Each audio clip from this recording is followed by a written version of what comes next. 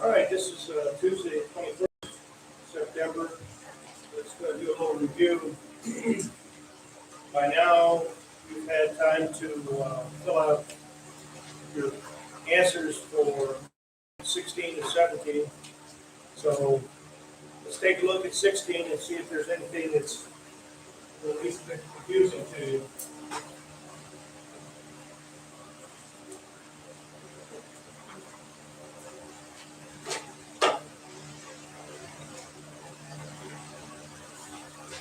You should know the difference between sensation and perception by now. That's a good test question. We will certainly see a question about top-down and bottom-up processing, because that's essential to you understanding the situation. There are several processing questions. I'm looking at 17, the 3 steps that are basic for all sensory systems. That's a good test question. Transduction is a definition, so you need to know that. Pain receptors. By the way, for all of you who are going into a branch of the medical profession, we have a particular word for pain receptors. They're called nociceptors. Nociceptors. Nociceptors. Those are a more sophisticated term for pain receptors.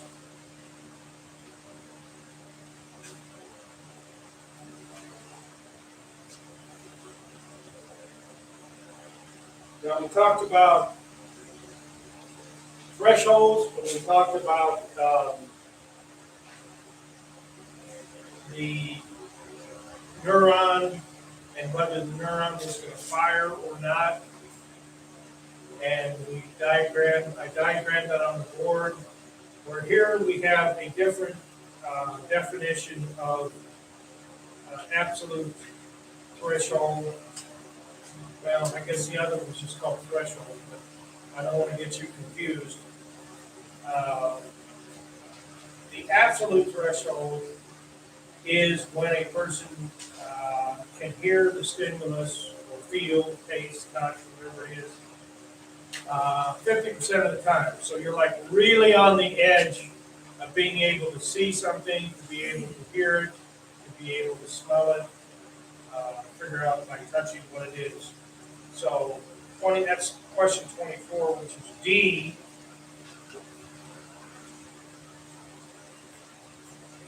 26 is an example of that in the hearing sense.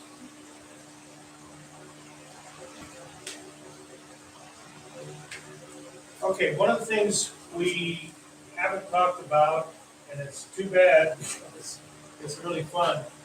I'll post something on the Blackboard, subliminal messaging.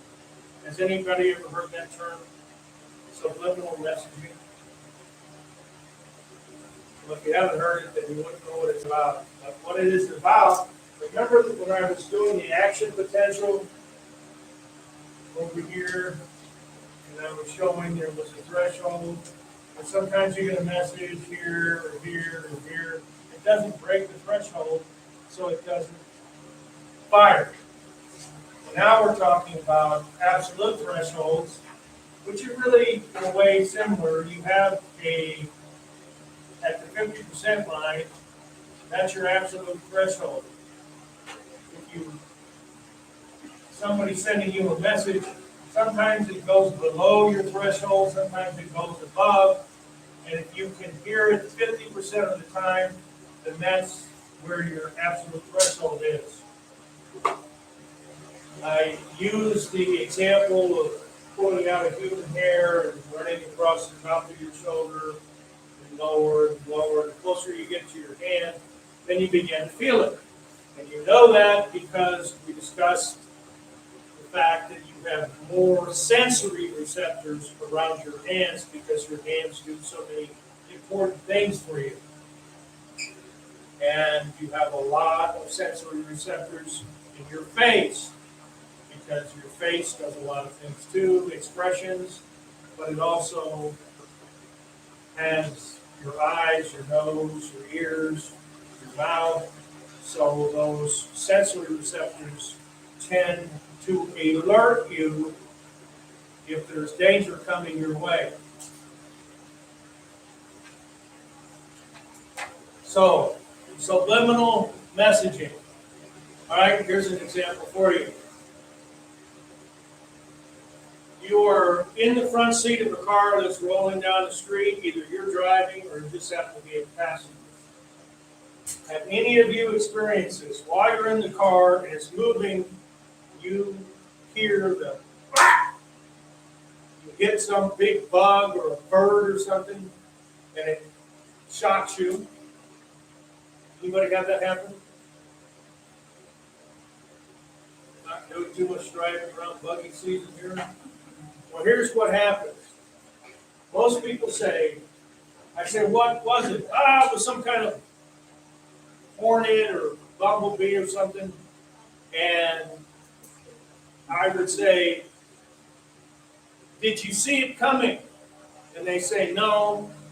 But when I heard it, I knew what it was because the guts are all over the windshield.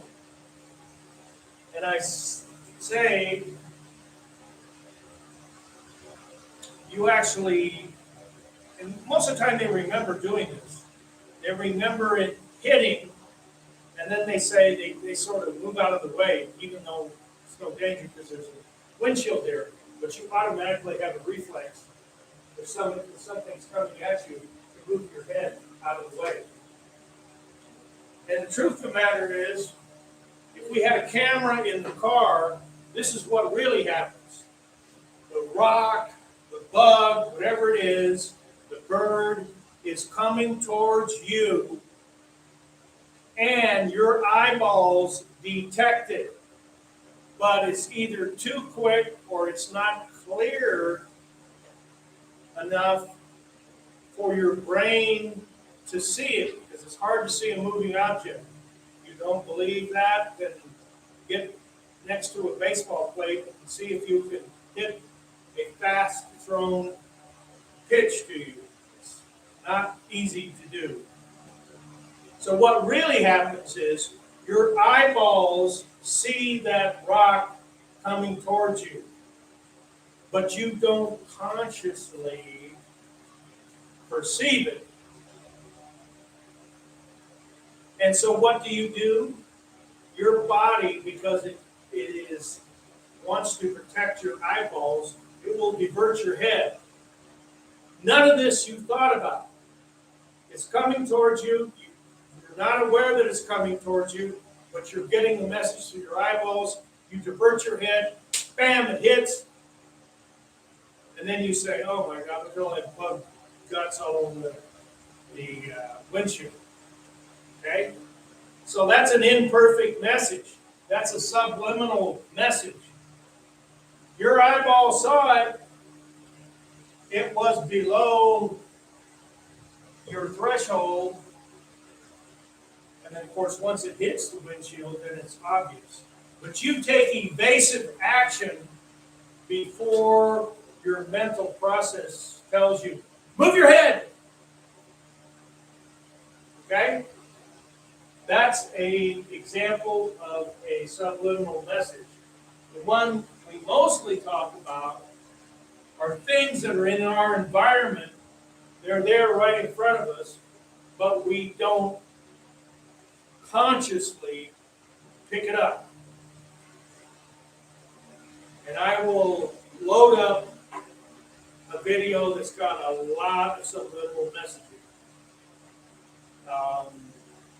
Sometimes it's in plain sight. I teach a human sexuality class this semester, and here's an example that I use in it. Of course, I can't draw very well, but it's a picture of a guy sitting in a chair at a desk like this. So.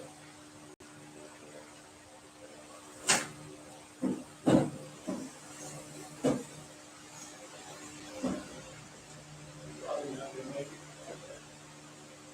Bear with me. So the guy sitting here, looking this way, with a look on his face like, okay? There's a computer and there's a monitor on top of the computer. There is a attractive female sitting on top of the computer monitor. Like this, and the monitor is between her legs. He's looking up like this really devilish look at his face. On the monitor is a picture of a space rocket going into outer space. So when you look at this, you see a guy, he's kind of smiling, he's attractive, the girl on the computer monitor is attractive, and the computer monitor itself has a missile going right up between her legs. And it's an advertisement for Candy's shoes, which for men, you may not know, is a fairly popular women's shoes. Candies. So this is a subliminal message. The message here is, I guess, if you buy Candy's shoes, some male is going to want to take his rocket and shoot it right up between your legs. And it's a blast off. So, nobody except crazy psychologists look at these pictures and figure these things out. But it's there. Another one is very, very popular is cigarette advertisements or liquor advertisements. And they hire, well, you future psychologists, they hire what they call organizational psychologists who work on literally how you organize your company or how you teach them, how you present things to them. But they also work in the marketing division. So in this United States, maybe not so much everywhere else, but certainly in the United States, sex sells. Everything that could get associated, we talked a little bit about associative learning. We're going to talk more about it when we talk about behavior modification. If we can come up with a commercial or an advertisement that somehow speaks about pleasant sex, or at least it hints at it, and somehow we place our product in that advertisement, then subconsciously, subliminally, we get the message of good-looking guy, good-looking gal, and a spaceship going between your legs. Ooh, okay? So that puts a pleasant state of mind in our mind, even though we don't consciously talk about it like I just did. And therefore, you make an association between Candy's shoe and sexual pleasure. Now, when you look at liquor advertisements, you'll never look at liquor advertisements again after I tell you this. Look inside the ice cubes. Generally, in the ice cubes, you have images of sexual anatomy parts, male or female, sometimes both. But when you look at a magazine, you know, it's not much bigger than this 8.5 by 11. So by the time you have a bottle of Jim Beam up here, that little glass down here, it's pretty hard to see unless you're really looking at it. So I would suggest you look at it and you can say, oh, you're just trying to find things that aren't really there. You're the one who's trying to manipulate us by telling us that there are these sexual symbols. Well, when you watch this video that I haven't posted yet, you'll see it in more detail, and some of it's pretty graphic. Now, the sad part about it, some of these pictures are taken from children's books or children's movies. And I don't have any young children anymore, so there's a Disney movie with mice in it or something Tail, or I don't know what the name it is. Anyway, it's got it's a movie, so they just took a still of it, and you see these two mice that are the big characters in the movie, and they're down in the bottom, and they're doing something. Well, up in the far right, there's a window, and if you look in the window, there is a naked woman there. And it's like, why in the hell would you put that in a kid's movie? Well, of course, kids that age have to be supervised, and they're usually supervised by their parents. So the theory is, I guess, is that you play to the interest of the adult that's watching the show, because they have to be there for kids program. There's a couple other examples. I won't ruin the surprise for you, but that's a video on subliminal messaging, and some of it's not sexual. This you already know. If you watch TV programs or movies in the theater, you'll find somebody at a desk like this, and there's a computer, and the camera will clearly show you. Well, you can't see, you guys can't see it, but most laptops have the symbol, whether Apple or HP or whatever. And when the camera comes in to show this guy talking to somebody, they give you a clear shot of the HP so that you know it's an HP computer.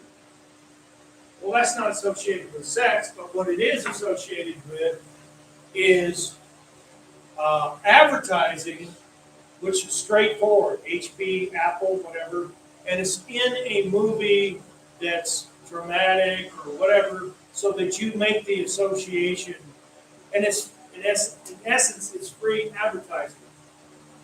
If you're probably all too young to be much of a James Bond fan. James Bond's been around for 25 years, longer than most people have been alive. And James Bond, like other movies, they get known for doing certain things. Now, in the beginning of James Bond movies, there's all sorts of stuff going on. There's always women floating around in water or something. They always look like they're naked. How do I know this? Because I'm right up here with my microphone trying to see. And sometimes it's obvious. Sometimes it's not obvious. They're like wearing maybe a beige bodysuit or something. So if you see them with a different color or splash or something or other, you can't really tell whether they're naked or not. But that's the idea. The other thing that reminds me of James Bond movies are the cars that James Bond drives. Now, since he's a British agent, they're usually British cars, but they're sports cars and whatever, and they become famous. Fast and Furious does that. When somebody comes out with Nissan or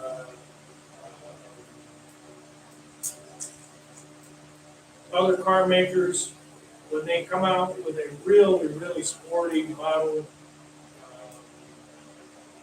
or when you're watching an adventure movie. I'm a BMW owner, so I'm always interested in BMWs. And as you go back in the years, you see that BMW was one of the car companies that was consistently in action adventure movies, which is what I like to watch. So they're not there by accident. When I haven't seen the latest James Bond movie, something tells me, I think I saw a preview that maybe he went back to his old Aston Martin, which is a classic car now. They pay for it. So if I'm shooting a movie about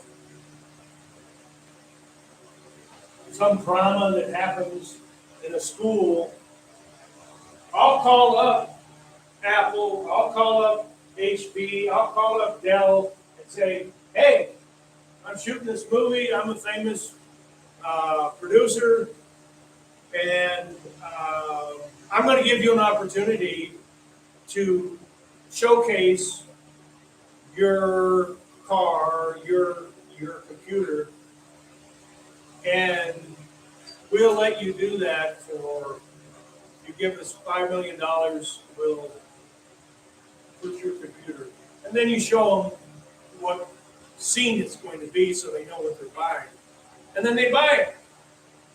Because you know that when Super Bowl Sunday rolls around, they're always talking about the advertisements, and they're just, I mean, it's like $20 million for a 30-second ad.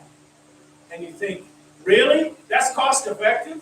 I mean, you may be Coke, or you may be Anheuser-Busch, you're an international mega business, but that's what they pay. And they're willing to pay because how many people watch the Super Bowl? Tens of millions. And when you look at other markets, like other countries, they watch it too. I told you I spend as much time as I can in the Philippines, and you'll see people walking around with memorabilia. I was talking to a guy in one of these little, really small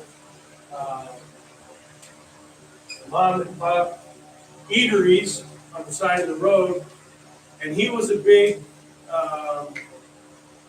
Golden State Warrior fan, and he had his shirt on, and I said, "Oh, you a Golden State Warrior fan?" "Oh yeah!" And then he goes on for half an hour talking about all the things, you know, Michael Curry. I'm not talking about big sports fan necessarily. He is the sponsor of one. This phone right here is a Filipino phone. He doesn't. This is a Vivo. He's not the sponsor for Vivo. He's the sponsor for another phone that's like this. They're very nice phones, tremendously cheaper than our phones, but they're not Apple. So this phone cost me about $160. It's beautiful. It's got all sorts of stuff. It's got one of the best pictures of any. I got my iPhone, which is less spectacular, but costs 10 times more. Michael Curry's the spokesperson and postal boy for. When you think you're in a foreign country, here's a guy who plays basketball for the U.S. team. Why would? But the Asian, Southeast Asia countries, a lot of them are really hot on basketball. Here's some political commentary about the National Basketball Association, the NBA, and their close ties to Communist China. Well, when some of the big stars start dissing things that are being done that are contra to the Chinese, and then people point out the treatment of the Uyghurs and other things that Communist China does. You got big NBA stars promoting and trying to say, "Oh, China's fine. They're not bad." So basketball is big in the Philippines. It's big in Taiwan. China. All right. So you'll see something about subliminal messaging online. Oh, what else do we got here? Well, first of all, anybody have any questions on 16?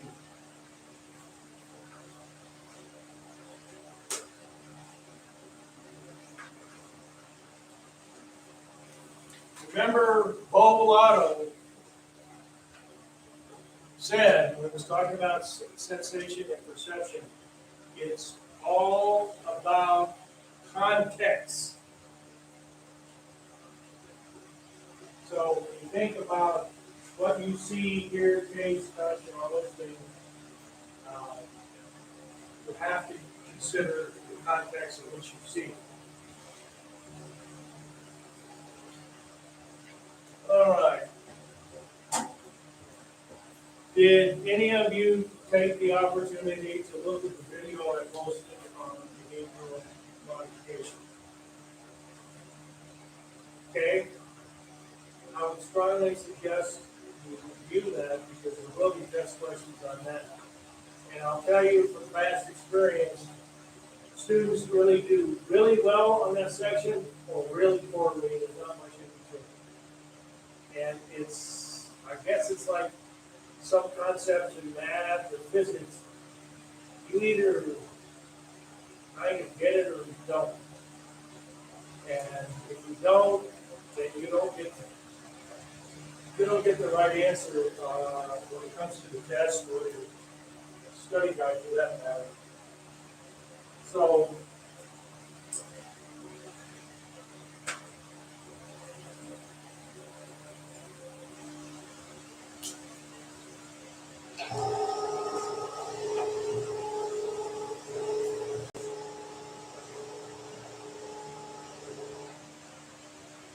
let's take a look at when you're doing that jobs today.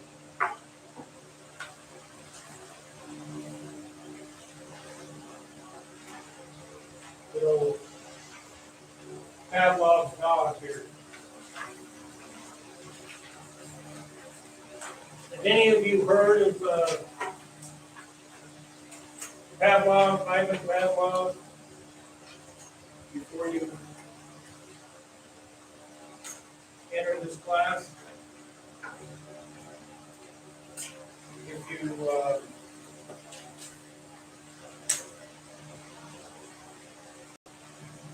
Google him, you'll find out he was a Russian physiologist. Remember, philosophy and physiology got together and created psychology. Well,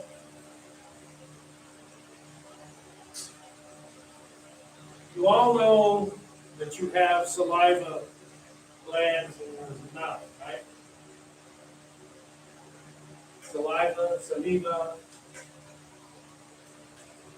What purpose does saliva have? Why did your creator put saliva glands in your mouth? What do they do for you?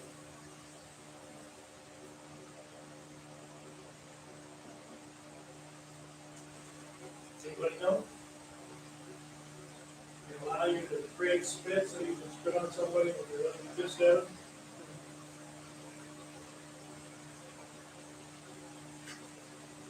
Saliva, the purpose of saliva is to aid in digestion of your food. When your food is in your mouth, you have your teeth.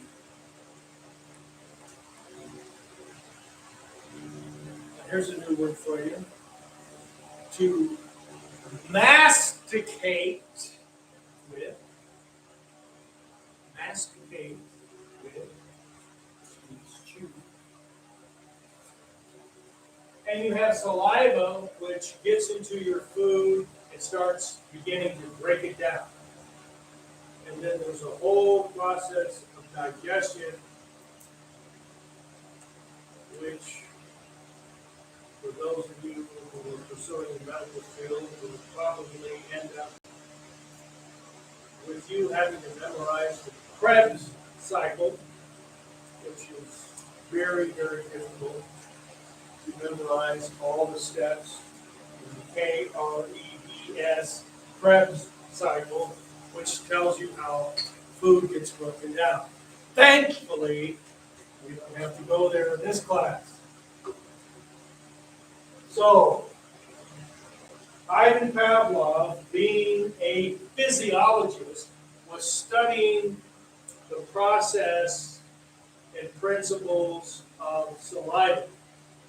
So he had a dog that he cut the skin out of the side of his mouth, opened it up, and he got directly into the saliva glands, which are in your mouth, and hooked up a plastic cup, drained so that he could measure the amount of saliva that was occurring over whatever he was working with in the laboratory.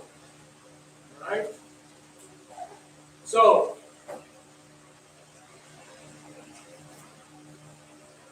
can you force yourself this morning, even though it's not 11 o'clock yet, can you force yourself to create saliva in your mouth? Right now. 1, 2, 3, create saliva. Can you do it? Probably not. Can you do the opposite? 1, 2, 3, stop salivating. No. It's an automatic response that you don't have any control over. So,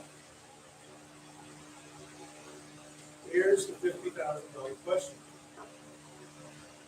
Can I make you salivate? No, not by looking at me. That ain't gonna happen. Can I do it? The answer is yes, I can. But you're a believer. What's your favorite food?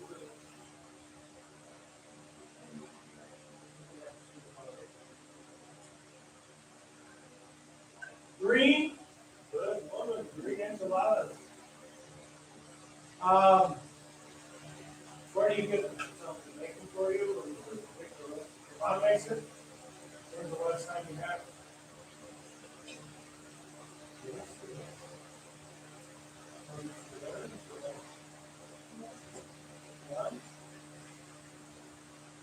Was she making them, or was she just eating them up and having made them different days?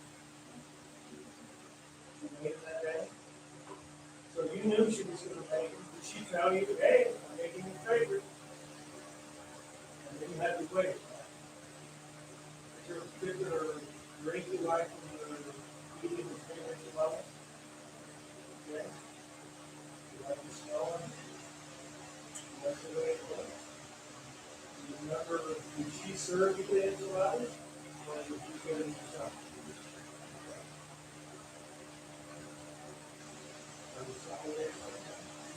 Anybody else? Enchiladas? Okay. It's time making salivate. Because you get a mental image. You can do it with pizza. Who's a big pizza lover? Well, you start talking about where you got your pizza. What kind do you like?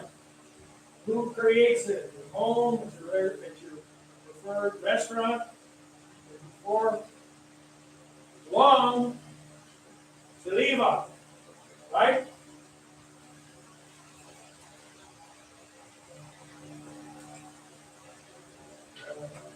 Probably should have turned this thing on because it takes so long to back up.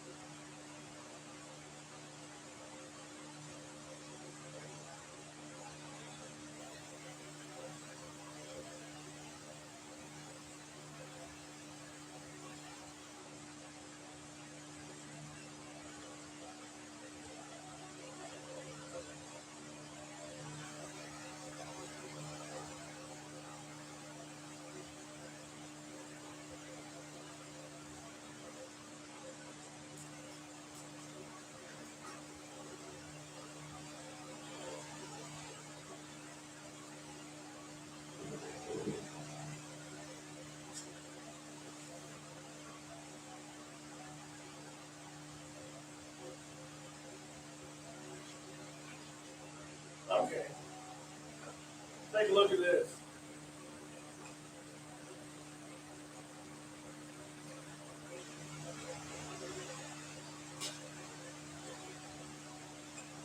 Another reason to salivate.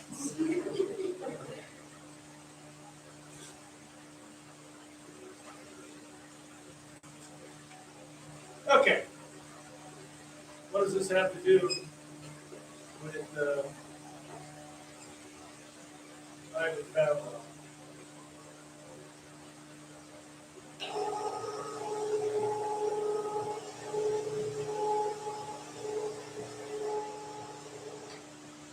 Whole lot of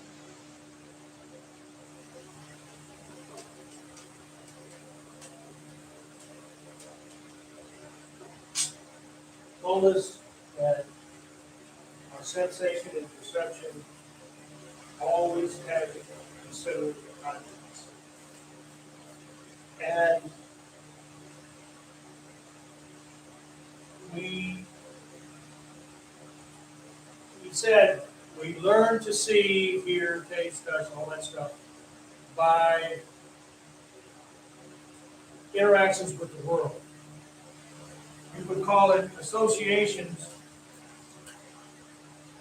These phones are not.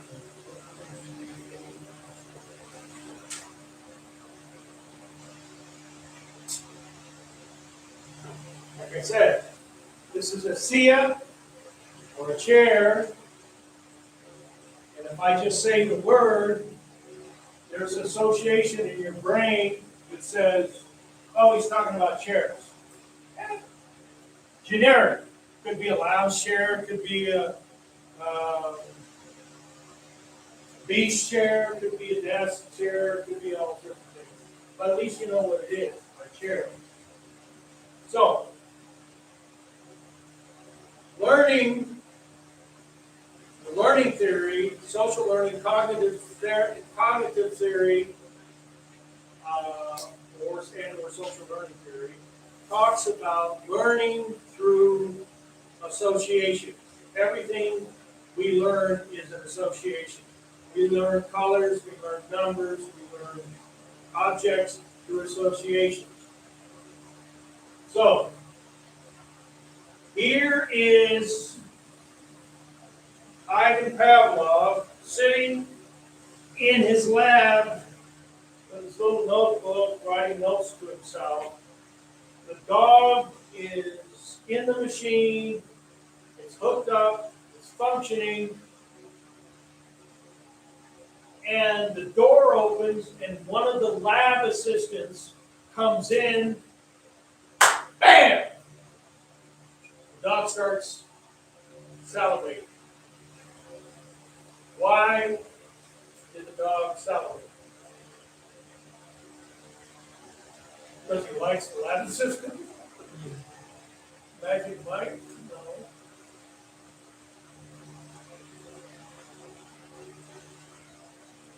Any of you have animals at home? Or have had animals at home?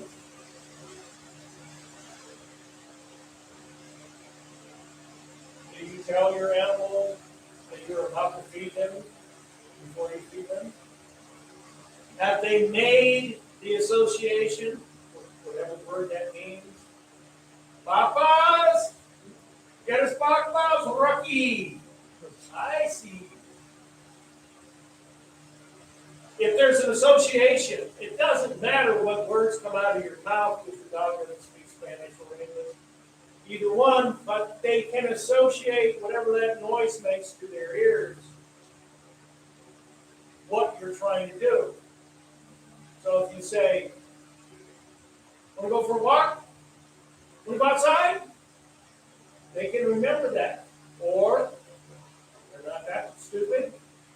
If you walk them on a leash, you walk into where they are with the leash in your hand, the dog knows you're going to go for a walk and they want to go for a walk.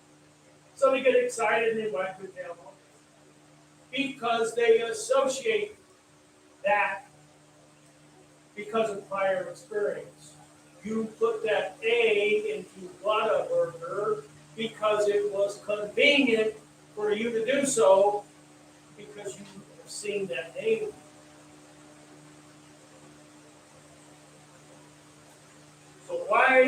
did the dog salivate? Pavlov's dog, beginning of this whole process. All right? Let me give you a hint. What do you think would make a dog salivate?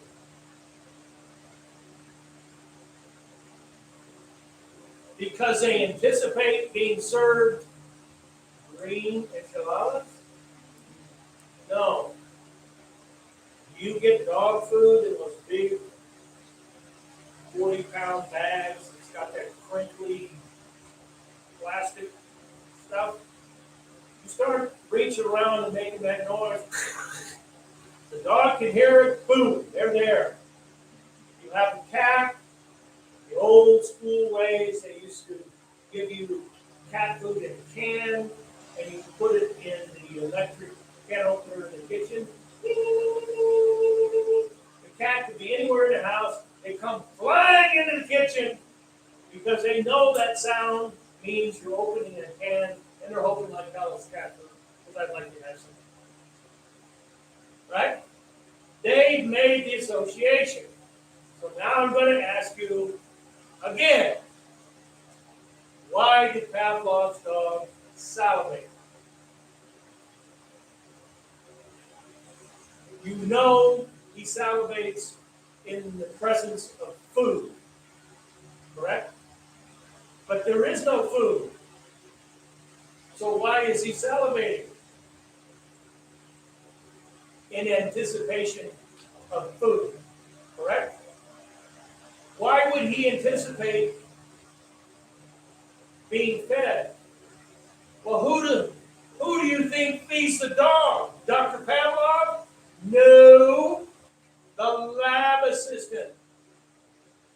And the lab assistant, by the way, wears a white coat, a little laboratory coat. Why?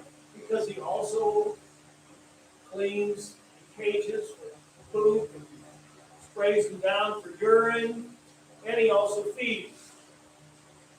Pavlov doesn't do that. That's why he has lab assistants. So when the lab assistant busts into the laboratory, the dog sees him in his white coat and says, "Ha ha ha! It's food time. I'm salivating. I know he's got that food somewhere." And so when it happened, when the machine went off, Pavlov thought, "What the hell is going on here? I don't understand it." So he thought about it. He basically used the same principle I did. Why does the dog salivate? Because we present food to him or her. They can smell it, they can see it, and it may not be green enchiladas for them, but it is their food and they like it. So we learned from Pavlov that animals, including humans, associate certain things that happen in their environment with a potential activity. So if you come into the lab with a black coat on, the dog is not going to salivate. There's nobody in a black coat feeds him, but somebody in a white coat does. So now you've got the beginnings of classical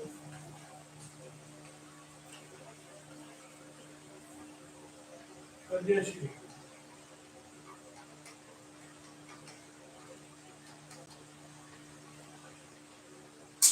Pavlov, not being dumb, physiologist, PhD in physiology.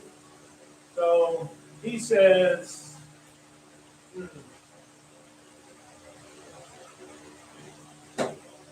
if my dog will salivate in the presence of a white coat, can I make him salivate to something like a bell? Ringing of a bell. Those little bells, right? Does that make sense? how would he do it? Remember, the key is association. How would he do it? I'd like to see you thinking. You know the answer?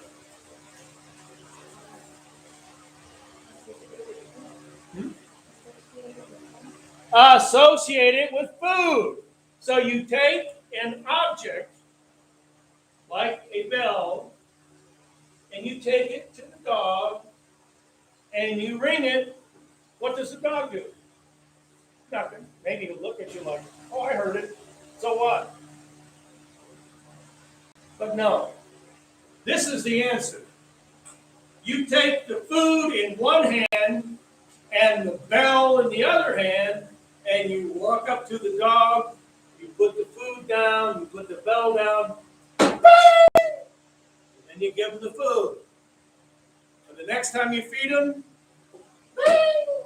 give him the food. Third, fourth, maybe fifth time, give him the food. Then you walk in with no food, just the bell. You put it down, you hook up the machine, there goes the saliva. So that is classical conditioning. That subliminal messaging is classical conditioning too.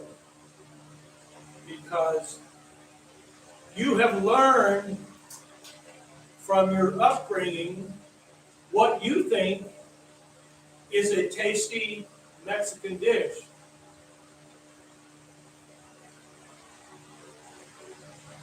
Enchiladas verdes.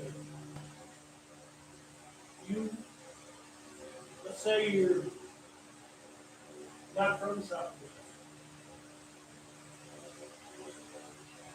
Never had green chili enchiladas? So you're a risk taker. You're already in the country that you may or may not have been born in. Somebody says, hey, let's go to Mexican food. I don't know much about Mexican food. No, that's all right. We have this thing called Chico's tacos.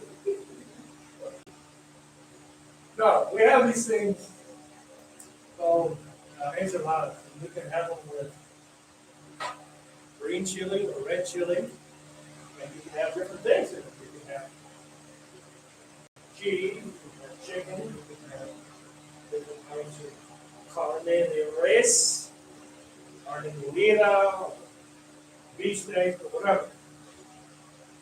So, you take a chance, you eat it, and what happens?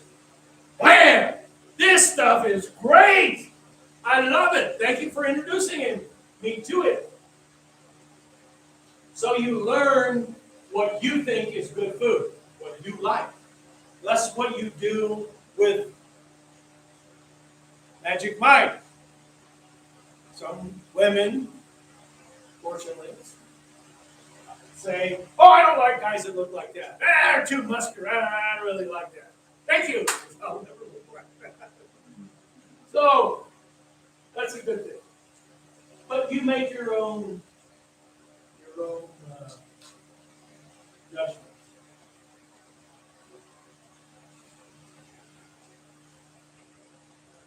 Do you have a favorite actress or model? One of my favorites is Emily Ratajkowski. You know, she's the model. I'll show you a picture. And if I showed you a picture of what you would consider a beautiful woman, and then I said, would you like to see her in a bikini? You would probably say, yeah, that'd be cool. But if I got Rosie O'Donnell and said, hey, I'm going to show you a picture of Rosie O'Donnell in a bikini, are you down for that? Is that cool? No. A lot to eat an hour. So you learn what you like. And, you know, there's different strokes for different folks. So there's somebody for everybody. But in our culture, we have a very stylized guy's image of what's supposed to be a sexy male or a sexy female. So there is learning in that. The difference with classical conditioning, true classical conditioning, is there's no learning associated with it. Somebody presents you with food, and it smells like food, looks like food, and you're hungry, you're going to salivate.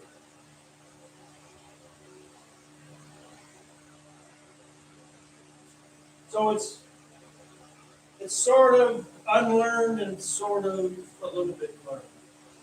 If you're a person who likes to eat sauerkraut, which I am not, somebody presents you with sauerkraut, which is a food, and you smell it, you go, oh, hell no, I'm not eating whatever that tastes like because of the way it smells.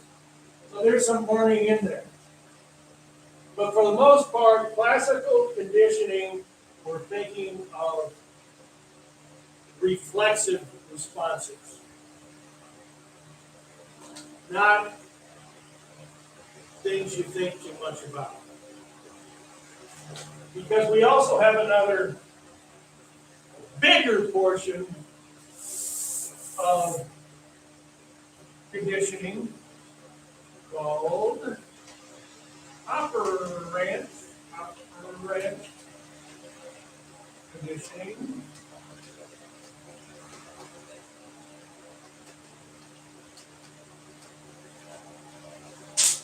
Now, the key here is this Latin prefix, OPER, because we use it in a lot of our English language, like operator. Are you the operator of this vehicle? Yes, I am.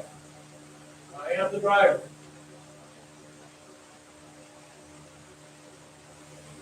So operant means you have a choice in participating in operant conditioning. Classical conditioning, not so much. So, who has a job in here? Okay? Why do you work? You get money. Can you eat money? I guess you could burn it if you were cold. So why do you want money? What does that do for you? You can buy all the things you have to, and some things you don't want to, but you have to, like pay rent, pay gas. So you work for money. Would you work at your job if you were not getting paid? Is there anyone in here that would work at their job that you have today and not get paid for it, but you would continue to do it? There are people who raise their hand. Okay, what do you do? Well, I work at a child care center. And you would work there if they didn't pay you? Yes. Why? Because I like working with kids. And I anticipate I'm going to become a teacher. I anticipate I'm going to become a child psychologist. And I want the experience. Yeah, I want money because I have needs. But I would do it. I would do it. Any of you have a special artistic skill like singing or playing a musical instrument or painting, creating sculpture, weaving, or any of that kind of stuff? Some people who are artistic will create their creations, whether they're able to sell them for money or not, because they have a need inside of them to express themselves through a creation. So the fact that they're creating something is satisfying to them. That's where the operant portion comes through.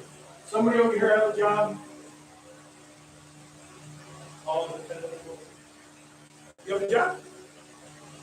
Okay. I told you, I'm always talking about my BMW, right? So my BMW, do you, by the way, before I get there, do you work for the same reason he does, for money? Okay. So, if I ask you to wash my car, would you do it? No. But you said you work for money, right? So I have money. I have money right here. I'll give you all that money if you wash my car. Are you willing to do that? Really?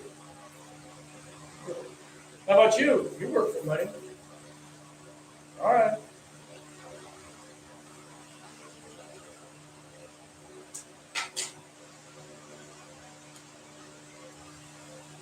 Would you wash my car for $20?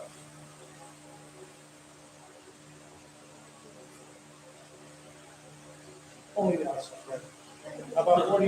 How about $40? Would you wash my car for $40? Okay. So what if you just demonstrate? You say you work for money, but you're not going to clean my X5, which is an SUV that comes in, for $1.45. But you would do it for 40 because you're smart. You can take it down to Mr. over here, pay the money, fly back, keep the change. Still, you wouldn't even have to work. All you do is drive the car over. Okay? That's operant conditioning. You choose whether you want to respond or not. When you go, you apply for a job, and you're thinking, I don't know how much this job pays. Fortunately, a lot of jobs that you guys can do as students, the dollar per hour has been raised recently because people don't think they want to work the kinds of jobs that most of us used to have to do while we were in high school or college.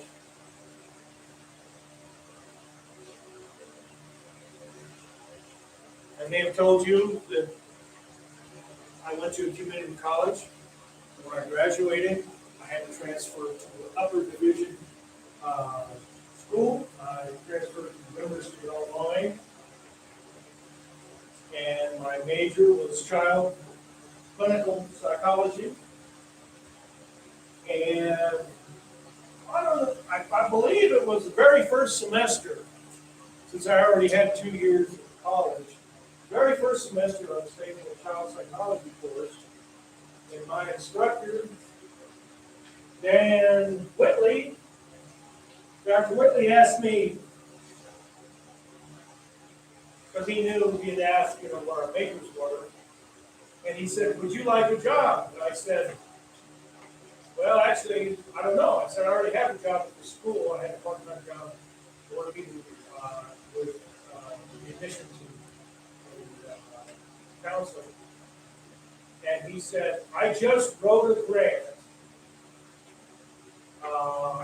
for the McFarland Mental Health Center for the children's unit, and it would be funded under Title I, and there are like 6 jobs available.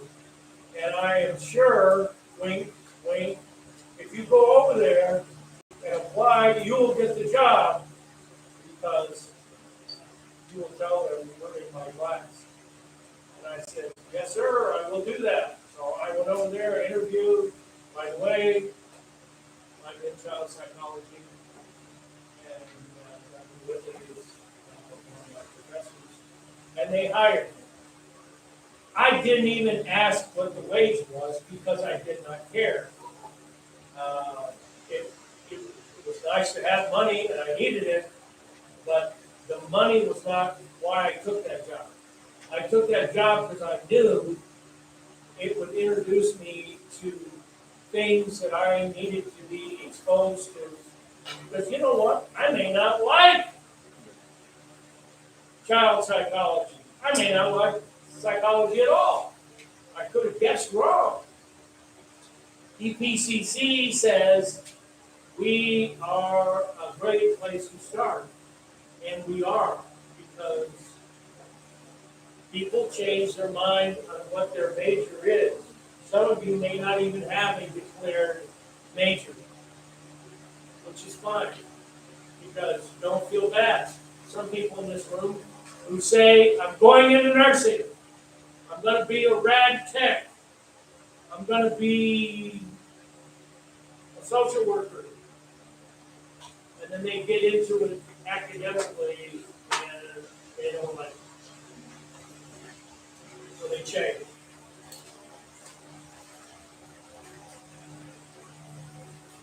So different things motivate people to work. A common denominator in a lot, I would say majority of jobs at this stage in your life, you're doing it for money. But when you get out, you get your degree, hopefully you have a job that's applying your interest and your job are one and the same. So if you're studying architecture and you get out and you take an architectural job, then that's great. That's why you went to school, that's why you got your 4-year degree, and now you're doing it.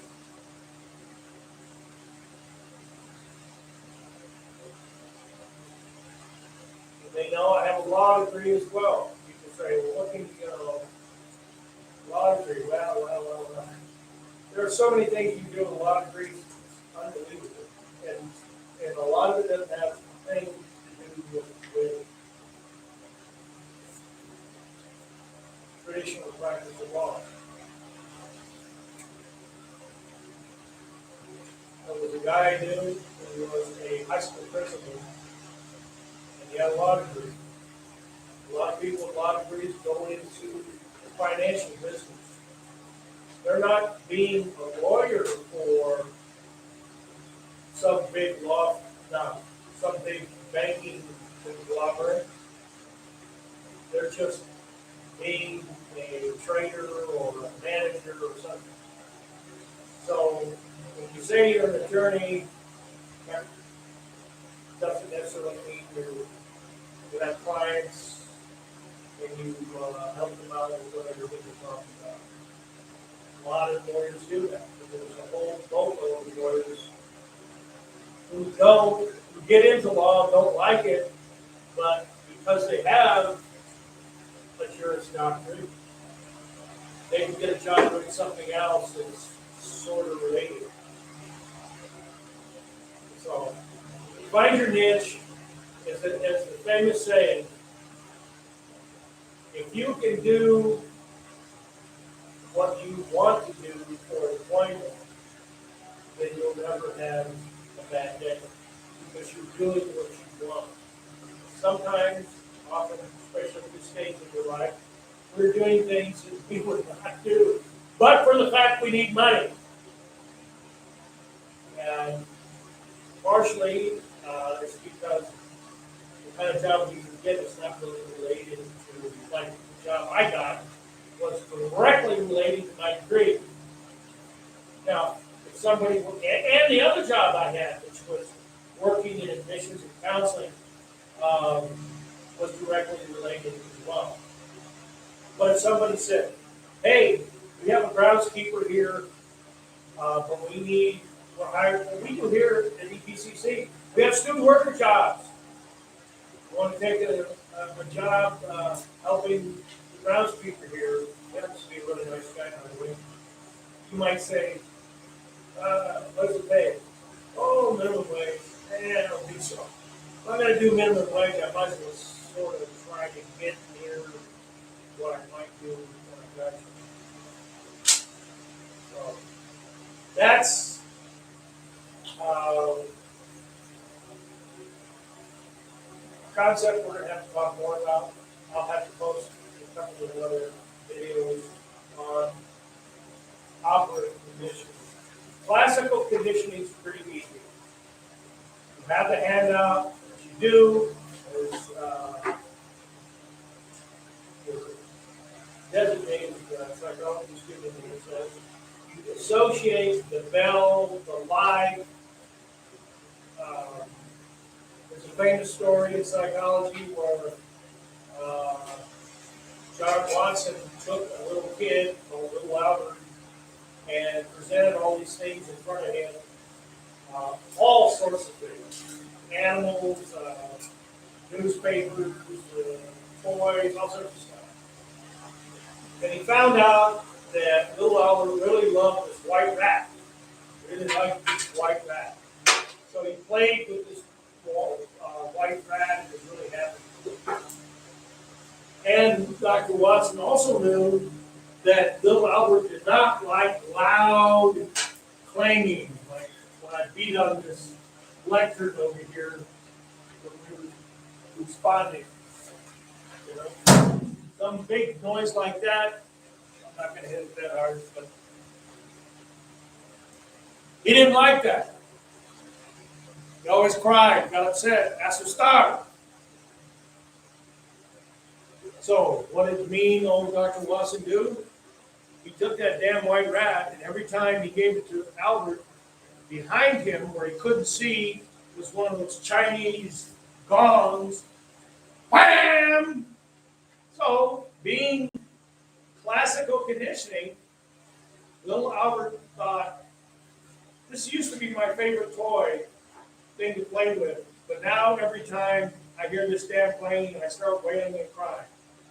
So then Watson, of course, stopped hitting the clang. He would still bring the mouse in. What would Little Albert do? As soon as he saw it, in anticipation that the clang was going to go off, so he didn't have to do the clang anymore.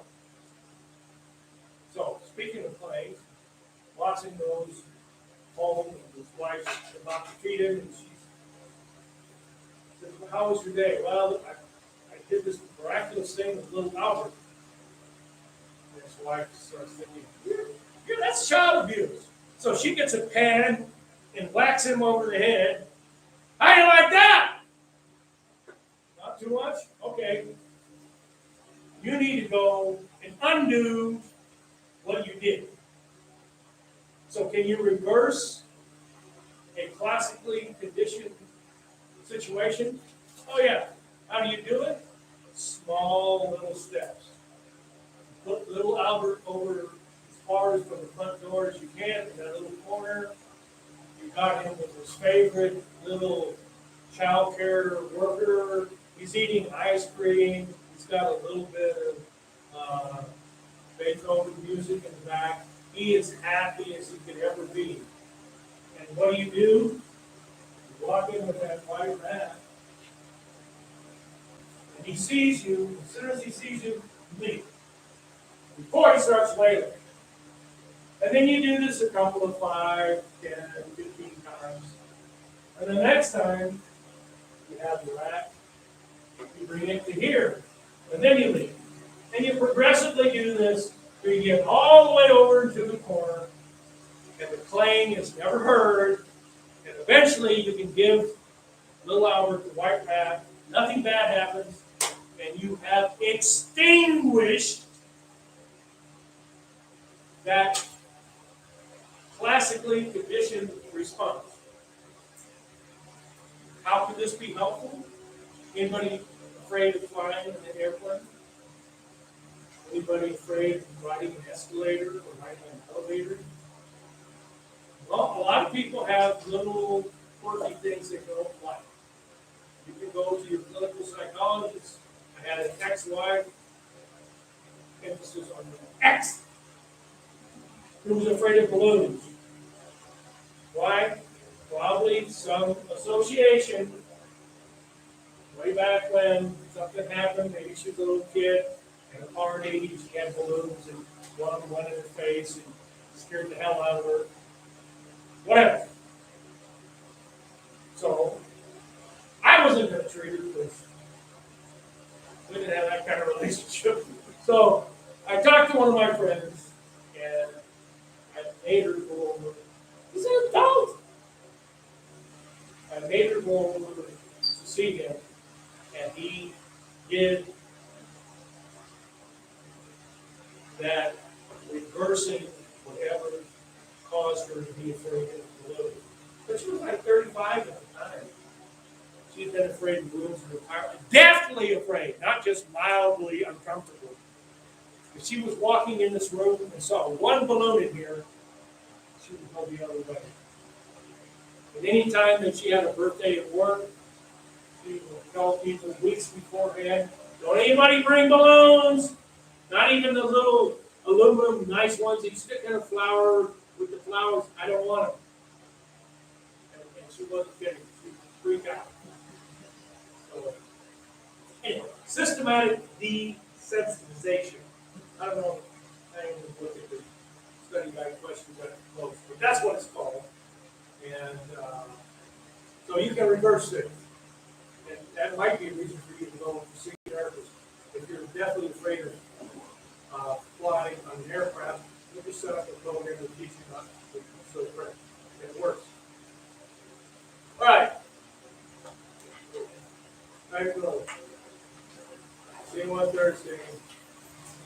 Everybody got a chance to take the test. Nobody got kicked out. It's all good.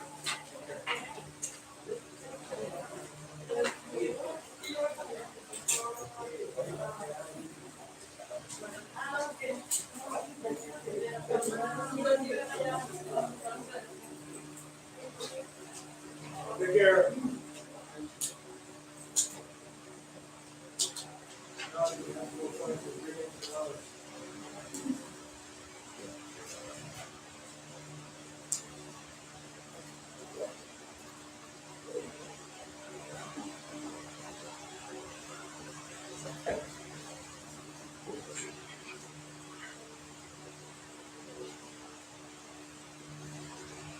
You have a job, right? Is that what you said?